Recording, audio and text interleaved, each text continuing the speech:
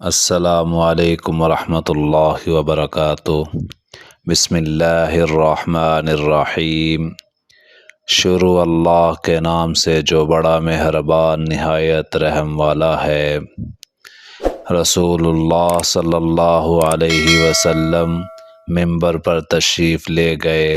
جب پہلی سیڑھی پر قدم رکھا تو فرمایا آمین، پھر دوسری سیڑھی پر قدم رکھا تو فرمایا آمین، پھر تیسری سیڑھی پر قدم رکھا تو فرمایا آمین، پھر اس کی وضاحت کرتے ہوئے فرمایا میرے پاس حضرت جبرائیل علیہ السلام تشریف لائے اور کہنے لگے اے محمد صلی اللہ علیہ وسلم، جو شخص رمضان کا مہینہ پائے اور اس کی مغفرت نہ ہو تو اللہ تعالیٰ اسے رسوا کرے۔ میں نے کہا آمین۔